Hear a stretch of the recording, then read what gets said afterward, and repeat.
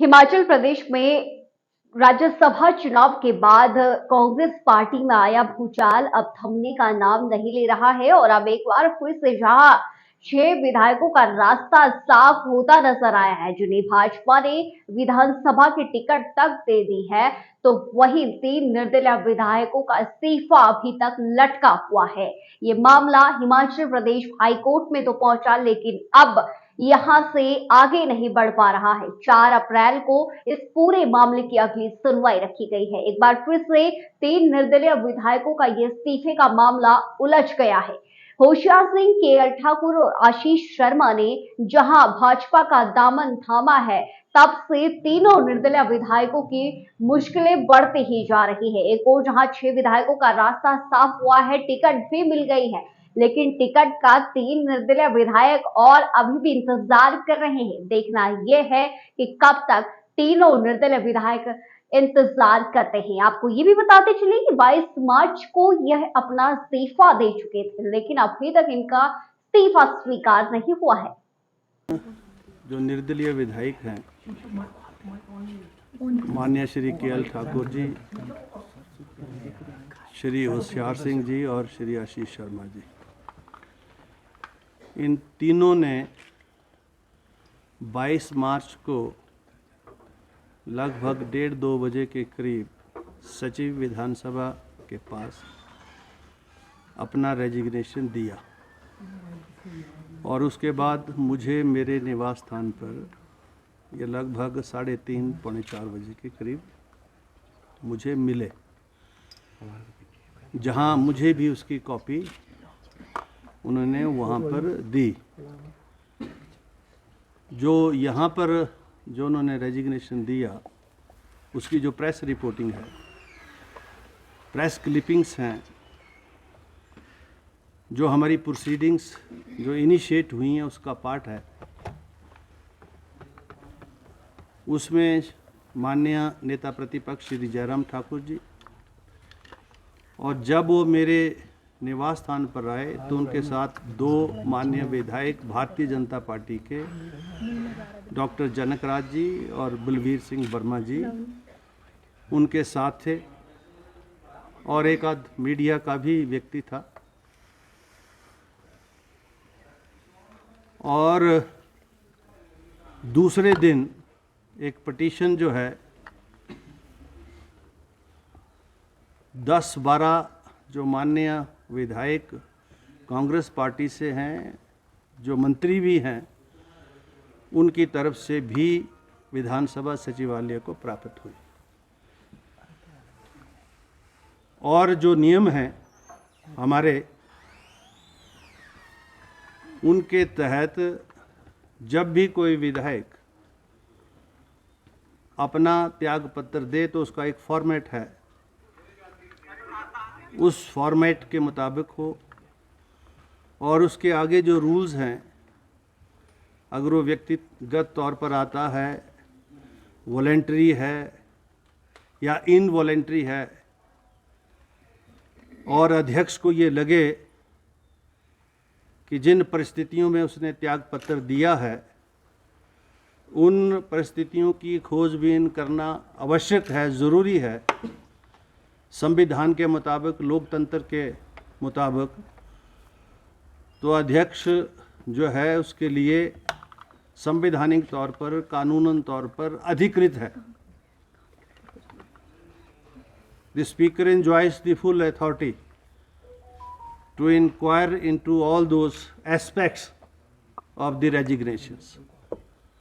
और उसी के संदर्भ में हमने तीनों माननीय विधायकों को एक नोटिस इशू किया था, शो कॉज नोटिस, और उसकी सूचना हमने राज्यपाल महोदय को भी दी थी, और हमने उनसे ये आग्रह किया था कि नियमों के अनुरूप, संविधान के अनुरूप जो कार्रवाई वांछित है उसके मुताबिक आप 10 अप्रैल को 12:15 बजे विधानसभा सचिवालय के committee room, speakers committee room में उपस्थित हों, और जो नोटिस दिया गया उसका एक दिन पहले आप उसका जवाब दे दें। ताकि विधानसभा सचिवालय उस नोटिस को पढ़ने के बाद उसके ऊपर जो भी जानकारी प्राप्त करनी हो तो हम जो है इस पर्सनल इंक्वायरी में करें। अभी वो तीनों माननीय विधायक अभी अपीयर हुए इन पर्सन, तीनों की हाजिरी मैंने रिकॉर्ड पर लगाई है और मैंने जो नोटिस शो कॉज हमने दिया है उसकी जवाब के बारे में उनसे पूछा तो उन्होंने कहा कि हमने जवाब इस संदर्भ में देना है। तो मैंने कहा दीजिए, तो उन्होंने समय मांगा है। यद्यपि मैं सारी प्रोसीडिंग्स को आगे की डेट दे सकता था, लेकिन मैं ये समझता हूँ कि विषय गंभीर है, इसलिए मैंने 2:30 बजे तक इसको एडजॉर्न किया है और 2:30 बजे फिर से दोबारा जो है ये जो है यहाँ कमेटी रूम में बैठकर प्रोसीडिंग्स होंगी और जवाब वगैरह जो भी आया होगा और उसके ऊपर जो आगे कार्रवाई बनती होगी वो किया जाएगा।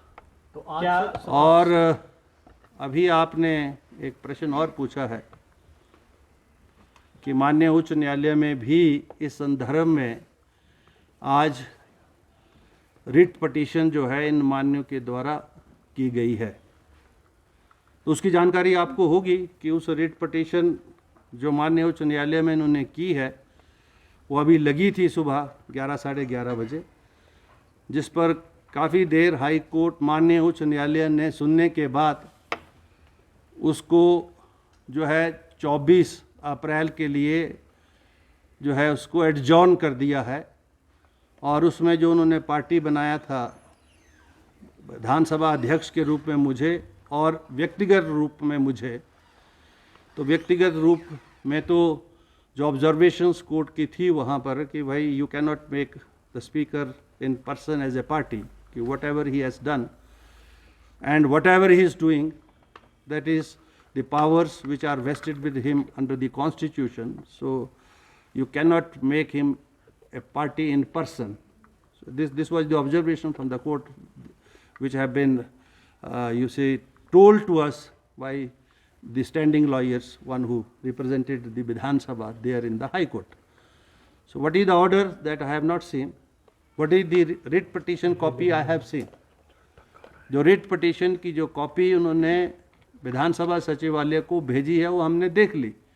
जवाब का नोटिस जो है जो नोटिस का जवाब अभी उन्होंने देना है। तो जो हाई कोर्ट में उन्होंने जो रिट पटिशन की है उसमें उन्होंने मेरे जो संवैधानिक अधिकार हैं उनको चैलेंज किया है और उन्होंने हाई कोर्ट से डायरेक्शन मांगी है कि स्पीकर को हाई कोर्ट डायरेक्ट करे कि वो हमारे रेजिग्नेशंस को एक्सेप्ट करे।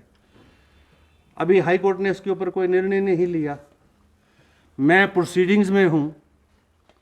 तो अब ये दो विषय आगे हैं। एक तो जो अधिकार कानूनन मेरे पास हैं, संवैधानिक तौर पर हैं, हमारी जो विधानसभा की जो प्रोसीजर है, रूल्स है, उसके मुताबिक जो प्रोसीडिंग्स ड्रॉ होनी है, एक वो विषय है। और दूसरा, अब मेरे उन सारे अधिकारों को चुनौती इस रिट के माध्यम से जो है इन माननीय विधायकों ने दी है और हाई कोर्ट ने उसमें कोई अभी तक ऑर्डर पास नहीं किया है। हमसे जवाब मांगा है तो हम उसका जवाब देंगे 24 तारीख को और उसके बाद हाई कोर्ट माननीय उच्च न्यायालय का क्या निर्णय आता है वो 24 को ही पता लगेगा जब वो निर्णय आएगा।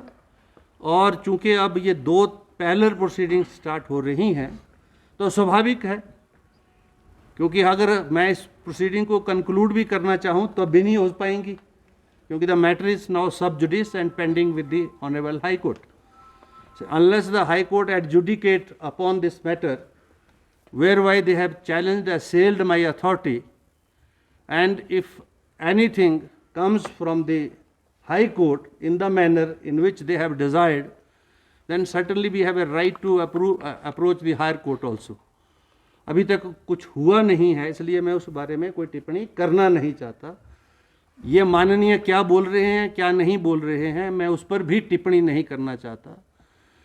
क्या इनके रेजिग्नेशन संवैधानिक तौर पर वाजिब जायज़ हैं मैं इस पर भी नहीं बोलना चाहता, क्योंकि प्रोसीडिंग्स अभी पेंडिंग हैं और एंटी डिफेक्शन लॉ के मुताबिक कोई भी चुना हुआ विधायक अगर वो आज़ाद प्रत्याशी के रूप में चुना जाता है या किसी दल से चुना जाता है और वो दल बदल करता है तो 10th शेड्यूल को अट्रैक्ट करता है, और कोई इंडिपेंडेंट भी चुना जाता है तो वो भी 5 वर्ष के लिए चुना गया विधायक है। जब कभी वो पार्टी ज्वाइन करता है तो he also attracts the same provisions of the anti defection law. तो एक तरफ तो वॉलेंट्री रेजिग्नेशन है, दूसरी तरफ जो है ये विषय भी है।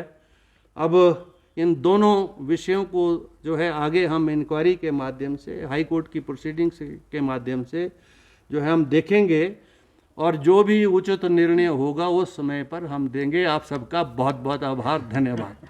दूसरा आग्रह आप सब से ये है कि ये स्पीकर चैम्बर है, और कोई बाइट देनी हो तो वो नीचे जाके ज़रूर ले लें। आप यहाँ पर ज़रा कृपा रखें। धन्यवाद, थैंक यू।